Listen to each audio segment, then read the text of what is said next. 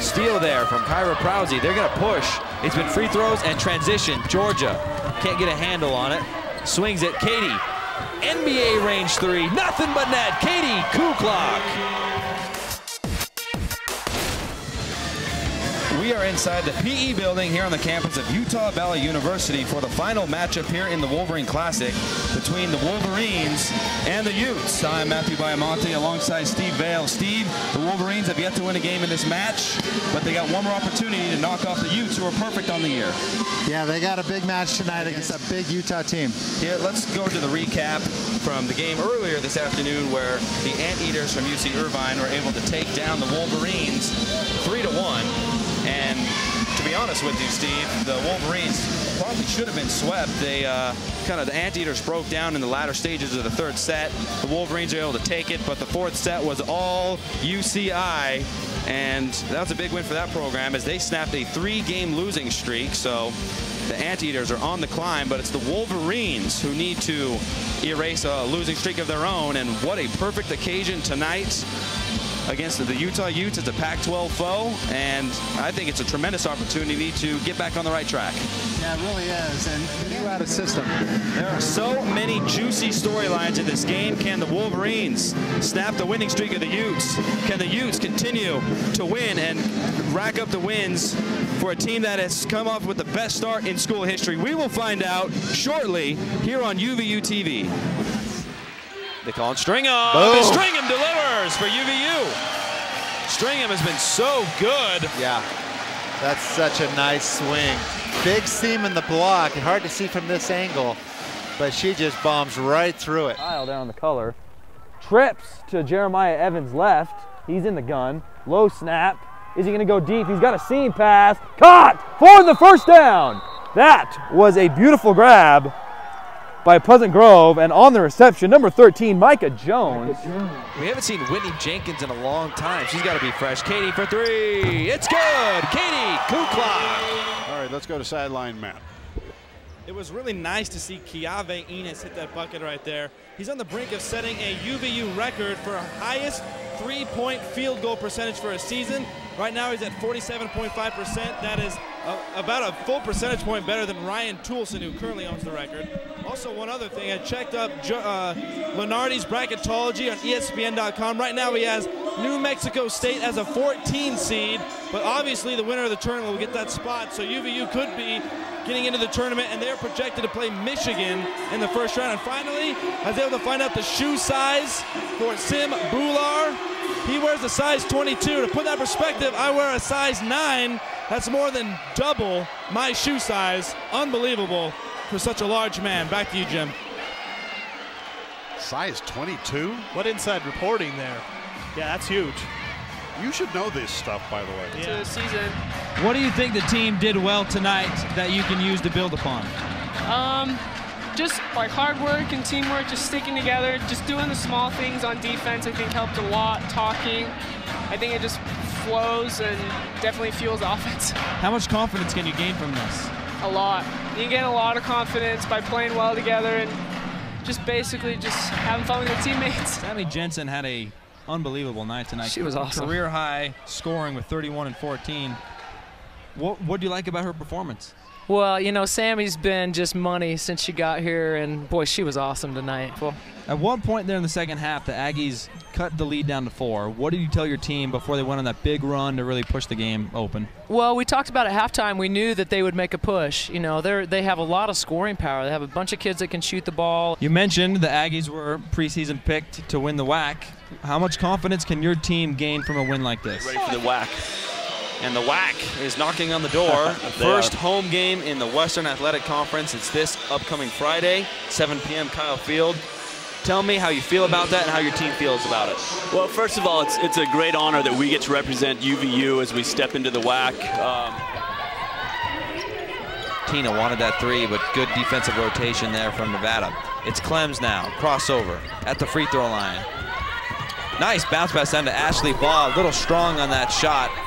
And it looks like, oh, interesting call there. I don't know about that. I don't know either, and it looked like Ashley Baugh is one of those moments where you don't think you are where you actually are. Yeah. I think she thought she was in a different position and shot the ball way too hard off the glass. Karchner into the game for the first time for UVU.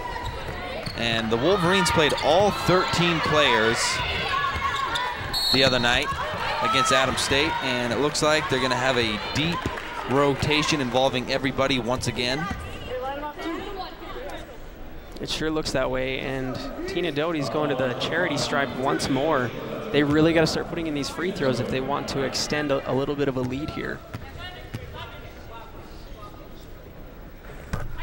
There's a nice make there from Tina Doty. So although she's not shooting well from the field, she is perfect from the free throw line with 7 free throw attempts, and I love to see that from a scorer.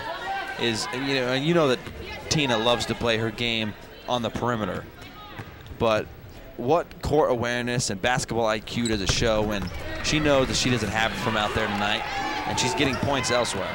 That's great, and you take a look at typical NBA stars.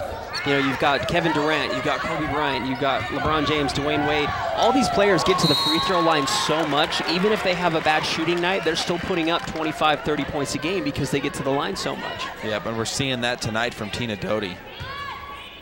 Turnover there by Nevada. Under a minute here in the first half. Kyra walks it down for the Wolverines. 5th-year senior. Now it's Tina Doty, the transfer from the University of New Mexico a while ago. She played all last season. And we have an illegal screen called on Ashley Baugh, who has seen a lot of minutes off the bench for the Wolverines. Ashley Baugh did a good job of getting into the right position for that screen, but it did look like she held on to the jersey of the Nevada player. So obviously she's going to get called for an illegal screen. Whitney Jenkins getting ready to check back in for UVU. Wolfpack have a slight lead here. Little flip shot there, no good. Strong rebound there from Carly Karchner. A freshman from Hiram, Utah at 6 feet. And that foul will send Karchner to the free throw line, where the Wolverines have been a lot in this first half. Nevada has committed 17 team fouls here in this first half. That is an outrageous number. And Carly Karchner, as she's going to the foul line, in their exhibition game last week, she was 1 for 1 from the field, 5 of 6 from the free throw line, also bringing up 6 rebounds to go along with that, with a steal, in only 9 minutes of play. So pretty impressive. Very effective play from her, and the young players for UVU have been good. We've mentioned Karchner, we've mentioned Ashley Baugh, and they're not the only ones. I mean, we could go on and on and on about the play of the young players here at UVU. Bright future for them. But the future now is Tina, it's Whitney, it's Sam Loggins, Katie Kuklock, Kyra Prowse as well. 4 seconds, can UVU get a stop? Shot is up, no good, rebounded by Tina, and she can't get the full court heave off before the whistle sounds. So it is tied up at 37, back and forth, no one's been able to separate, and that was all that was written in the first half. We'll take a break here on UVU TV and be back in just a moment. We are back, and it's halftime here at the UCCU Center between the Wolfpack and the Wolverines. And Kyle, me and you like to do something during our broadcast. We play a little game called What's Your Headline? And so Kyle, I have to ask you, what is your headline? My headline is, where's the three-point shooting? Interesting. And why do you say that? I say that because the Wolverines, from what we've seen in the previous game, they shot the ball so well from three-point land and they got so many attempts. We haven't seen very many attempts this game. No, we've only seen 6 attempts. And I don't know what the exact number was as far as the attempts were in the exhibition opener last week, but they had quite a few three-point attempts. They shot 19 and they made 11 against Adams State. Which is outrageous, and their three-point shooting percentage is actually not bad today. They just have not shot it many times. Yeah, and a lot of that is because of the Nevada defense. It's hard to get good looks from the three when the defense of an opponent doesn't respect your interior game. And that's not to say that Utah Valley does not have an interior game. They do. Sam Loggins is skilled. They have people like Tina and Kyra who can attack.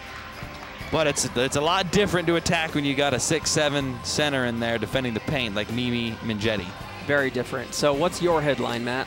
You know, my headline has been foul trouble for both teams. I mean, the amount of fouls called, 18 team fouls on Nevada and 12 for UVU. In the first half. This isn't the end of the game. This is the first half. Right, in the first half.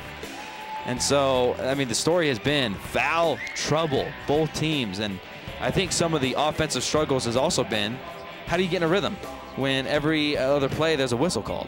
Yeah, you can't. There haven't been many times where you see the team actually, trade blows going up and down the floor with some nice transition buckets or anything. It seems like the team goes to the opposite side, gets fouled, free throws, and then, we see the same thing on the other side. Right, but what we're seeing is half-court set, whistle, free throws. Down at the other end, same thing. I mean, 30 total fouls called is a very high number. Yeah, and you can't take away from the credit. You got to get credit for both teams' defense. Both teams have played very, very well. Yeah, both teams have gotten into foul trouble, but they're not ready to quit on the defensive end. Before we get to the highlight reel, let's just take a quick peek at an update to the keys to the game that we talked about. We wanted to look at that free throw shooting. The Wolverines are shooting 70% right now, and the Wolfpack are shooting 90%, but the Wolverines have shot significantly more free throws. Wolverines have attempted 27 free throws so far, so shooting 70% is not bad, but they got to bring that up. And then if we look at the rebounding battle, the Wolverines have a slight edge, 19-18. So they're right there. There's work to be done. But I think they're right on par with some of those keys that we mentioned in the pregame. Now let's get to that highlight reel from the first half. A lot of very interesting plays that happened and exciting plays. A lot of whistles, like we mentioned. Yeah, and with that free throw percentage, the reason why we gave it such a high expectation is because we know that they're capable of it. There's Mengetti finishing soft at the rim. Wolverines, we talked about that defense, and Tina had a nice defensive play before Mengetti cleaned up the miss. And there's an and one opportunity for Nevada. They've been living there. Defensive breakdown from UVU as Rhea Spooner-Knight was unable to get out there, but credit to Nevada for hitting the three. Here's Katie Kuklock drilling one of her 2 3-pointers from the first half. Spooner-Knight, what a finish there. Great pass from Kyra. And there's Mengetti, the height of Mengetti, 6'7". It's so difficult to rebound, and we mentioned the box out game. The Wolverines have done a pretty good job boxing out, but it seemed like, I don't want to single anybody out, but it looks like, Sam Loggins is so used to being the biggest person on the floor, and she is relying solely on her height. She needs to do a better job boxing out Mengetti. Yep. And the Wolfpack, as you see from these first half highlights, have been living in the paint. Here we see Georgia Agnew, and you see all the action happening on the perimeter, but just not a lot of lane. And there's that give and go from Tina to Katie. I wonder if we'll see more of that. I sure hope so, and the Wolverines are doing a better job of spacing the floor, and when you get that space, just that little open pocket gives you so many great opportunities to score. Long three-pointer there for Emily Burns of Nevada. Here you'll see the nice left-handed flip shot from Kyra Prowse.